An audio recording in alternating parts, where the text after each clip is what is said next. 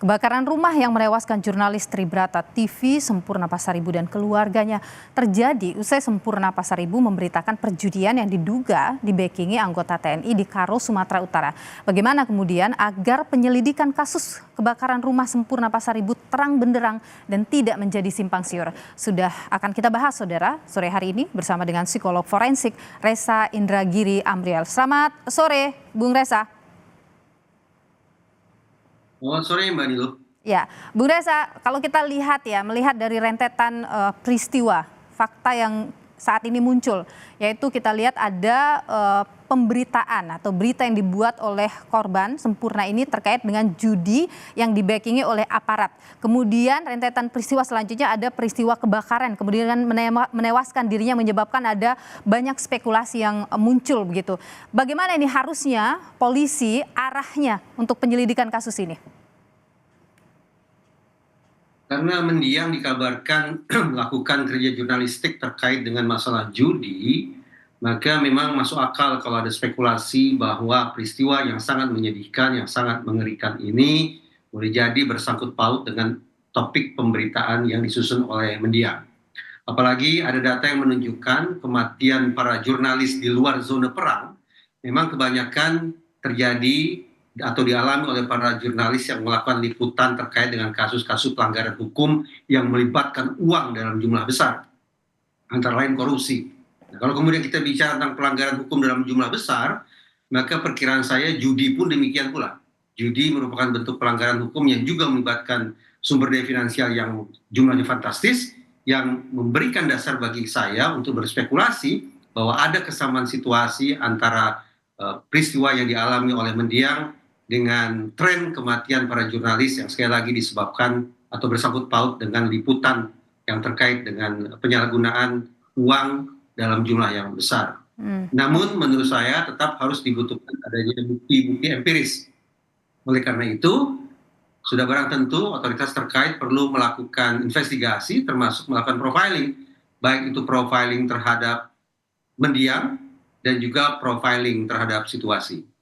Oke, Bung Reza, bagaimana ini membuktikan bahwa peristiwa kebakaran ini memang karena kecelakaan atau memang ada upaya pembunuhan di dalamnya? Tadi saya katakan perlu kiranya dilakukan profiling baik terhadap mendiang, terhadap korban, dan juga terhadap situasi. Kalau kita bicara profiling terhadap mendiang, berarti profiling terhadap manusianya, maka memang penting kiranya bagi kepolisian untuk misalnya membuka jejak-jejak komunikasi yang dibangun oleh korban dengan pihak-pihak lain. Dan juga mengetahui kebiasaan-kebiasaan atau pola hidup korban.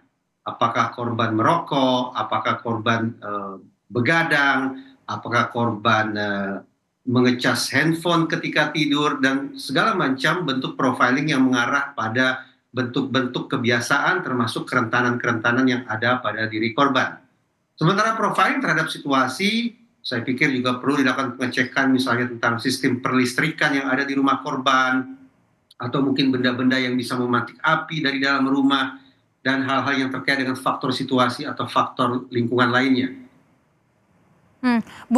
Penegak hukum akan bisa menemukan jejak prioritas harus dilakukan. Spekulasi apa yang patut dikedepankan? Apakah ini merupakan kebakaran akibat katakanlah kecelakaan atau justru kebakaran akibat perbuatan sengaja dari pihak-pihak tertentu? Oke, Bung Reza, kalau misalnya ini ditemukan ada unsur kesengajaan, apakah itu bisa langsung kita menyebut bahwa itu adalah pembunuhan berencana? Perkiraan saya demikian. Kalau memang ini kita anggap sebagai sebuah kebakaran yang diakibatkan oleh perbuatan pihak tertentu, siapapun pihak itu, maka kita bisa bayangkan bahwa ini merupakan pembunuhan berencana. Kalau ini merupakan pembunuhan berencana, maka boleh jadi patut dikesampingkan dugaan bahwa pembunuhan ini dilatar belakangi oleh motif personal. Artinya ada katakanlah alasan-alasan yang sangat pribadi yang menyebabkan pelaku memutuskan untuk kemudian menghabisi nyawa korban. Mengingat bahwa instrumen yang digunakan untuk menghabisi korban dan keluarganya adalah api, maka ketika dikaitkan dengan kemungkinan pembunuhan berencana, masuk akal apabila muncul spekulasi bahwa penggunaan api sedemikian rupa tidak hanya maaf untuk menghabisi korban dan keluarganya, tapi barangkali juga untuk menghilangkan bukti-bukti pelanggaran hukum Ya, yang ya. dimiliki atau dipegang. Itu yang kemudian harus terus diselidiki, dan keterbukaan polisi dan investigasi kasus ini itu yang paling dinantikan oleh publik. Terima kasih psikolog forensik Bung Reza Indragiri sudah berbagi pandangan di Kompas Petang.